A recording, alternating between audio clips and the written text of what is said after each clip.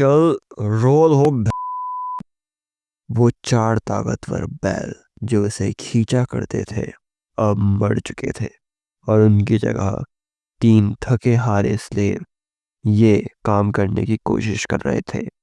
हालांकि रास्ते की ढलान उनकी मदद कर रही थी, फिर भी वागोन की रफ्तार बहुत ही ज्यादा धीरे थी। इसके मुकाबले वो टायरेंट कहीं ज्यादा तेजी से मूव कर रहा था। अपने नीचे वाले हाथ के एक खतरनाक वार से हीरो को पीछे ढकेलते हुए उसने अपने बाकी दो हाथ अपने गले की तरफ उठाए। वो उस चैन को पकड़ने की कोशिश कर रहा था जो उसकी गर्दन में फांसी के फंदे की तरह फंसी हुई थी। मगर इस बार माउंटेन किंग का भयानक शरीर ही उसके लिए मुसीबत बन गया। उसके लंबे और डरावने बोन क्लोज मांस को चीरने के लिए तो परफेक्ट थे, पर बारीकी वाला काम करने के लिए नहीं। टायरेंट को उस चैन पर पकड़ बनाने के लिए थोड़ा वक्त लग गया, क्योंकि वो अपना ही गला नहीं काटना चाहता था। तब तक वागोन खाई के बिल्कुल किनारे पर पहुंच चुकी थी। चलो बस थोड़ा और।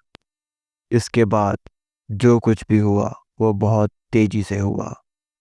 वागोन के पिछले पहिए आखिरकार सड़क से फिसल गए और उस अंधेरी गहरी खाई के ऊपर हवा में लटक गए। वो क्रीचर मुड़ा और अपनी पांच सफेद मुर्दा आंखों से उन तीनों स्लेव को बिना किसी एक्सप्रेशन के देखने लगा। वागोन एक तरफ झुकी, जिसकी वजह से शिफ्टी और स्कॉलर लड़खड़ाकर गिर पड़े, और फिर वो वहीं रुक गई, अपने बीच के एक्सिस पर लड़खड़ाते हुए बैलेंस बनाने लगी। सनी ही अकेला शख्स बचा था जो अभी भी खड़ा था। उसने उस विशाल मॉन्स्टर की तरह एक आखिरी नजर डाली और फिर अपने कंधे से वागोन के अगले हिस्से पर पूरी ताकत से टक्कर मारी। वागोन आखिरकार अपना बैलेंस खो बैठी और किनारे से नीचे लुढ़क गई। उसका निचला हिस्सा उन नोकीली चट्टानों से कान फोड़ देने वाली आवाज के साथ रगड़ता हुआ गया। सनी आगे की तरफ गिरा और अपने घुटनों के बल लैंड हुआ।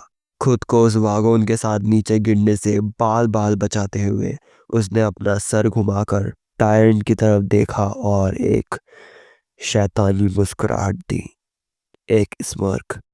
माउंटेन किंग ने उस दुबले पतले स्लेव पर झपटने की कोशिश की, मगर तब तक बहुत देर हो चुकी थी।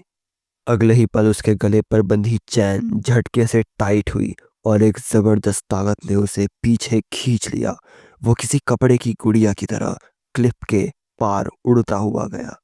वो क्रीचर खामोशी से उस अंधेरे में गिर गया, जैसे मानने को तैयार ही ना हो कि एक छोटे से इंसान ने उसे हरा दिया है। जा और मर जा हरामी, सनी ने सोचा। फिर उसने एक गहरी और टूटी फूटी सांस ली और बिल्कुल थक हार करके जमीन पर ढेर हो गया। हाँ, क्या बस इतना ही था? क्या मैंने ट्रायल पास कर लिया? वो उन ठंडे पत्थरों पर लेटा रहा, रात के आसमान को घूरते हुए, और उस हल्की सी जानी पहचानी मगर रहस्यमयी आवाज का इंतजार करने लगा जो उसकी जीत का ऐलान करती। लेकिन उस आवाज की जगह दर्द की एक के बाद एक लहर उसके शरीर में उठने लगी। वो दर्द जिसे उसने अब तक इग्नोर किया था अब उसके टूटे हुए जिस्म को अपनी गिरफ्त में लेने लगा। सनी दर्द से करहाने लगा। उसके पूरे बदन में जैसे बिजलियां दौड़ रही थी। उसके पीठ की खाल, जिसे पहले एक स्लेवर के चाबुक ने चीरा था और फिर एक नवजात लार्वा के नोकीले बोन स्पाइक ने भेद दिया था, अब दर्द की इंतहा पर थी। वो फिर से थरथराने लगा, क्योंकि वो भयानक ठंड एक बार फिर उसे अपनी लपेट में ले रही थी। शायद अभी खत्म नहीं हुआ। उसके दिमाग में ख्याल धुंधले और सुस्त पड़ रहे थे। अब और क्या करना बाकी है? तभी उसके ऊपर एक साया मंडराया। वो यंग हीरो था, जो हमेशा की तरह शांत और हैंडसम दिख रहा था। उसके आर्मर पर थोड़ी धूल और खरोच थी, पर इसके अलावा वो जवान सोल्जर बिल्कुल ठीक लग रहा था। उसने सनी की तरफ अपना हाथ बढ़ाया। खड़े हो जाओ, वरना ठंड से मर जाओगे। सनी ने एक गहरी सांस ली, ये मानते हुए कि उसकी फर्स्ट नाइटमेयर अभी खत्म नहीं हुई है। फिर उसने अपने दांत पीछे और हीरो के हाथ का सहारा लिए बिना धीरे धीरे अपने पैरों पर खड़ा हो गया। उनके चारों तरफ मौत का नंगा नाच दिख रहा था। उन तीन स्लेव और हीरो के अलावा कारवान का हर एक सदस्य मारा जा चुका था। उनकी लाशें जमीन पर बिखरी हुई थी। किसी का जिस्म पूरी तरह कुचला गया था, तो किसी के टुकड़े टुकड़े हो गए थे। जगह जगह उनकी घिनौनी लार्वा की लाशें पड़ी थी। बोध फायर से निकलने वाली परछाइयां स्टोन प्लेटफॉर्म पर खुशी से नाच रही थी, जैसे उन्हें इस दर्दनाक मंजर से कोई फर्क ही ना पड़ता हो। शिफ्टी और स्कॉलर पहले ही खड़े हो चुके थे और हीरो को डर और शक भरी नजरों से देख रहे थे। बेड़िया हो या ना हो, वो अभी भी स्लेव थे और हीरो एक स्लेव ड्राइवर। सनी भी इतना थक चुका था कि उसे अब कोई परवाह नहीं थी। शिफ्टी और स्कॉलर पहले ही खड़े हो चुके थे और हीरो को डर और शक भरी नजरों से देख रहे थे। बेड़िया हो या ना हो, वो अभी भी स्लेव थे और हीरो एक स्लेव ड्राइवर। उनकी तनाव भरी नजरों को देखकर सोल्जर ने एक ठंडी आह भरी। तुम सब आग के पास आओ, हमें खुद को गर्म करना होगा और ये डिस्कस करना होगा कि आगे क्या करना है।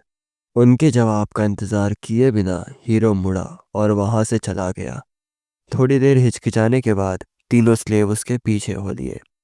थोड़ी देर बाद वो चारों बोनफायर के चारों तरफ बैठे उस सुकून भरी गर्मी का लुत्फ उठा रहे थे।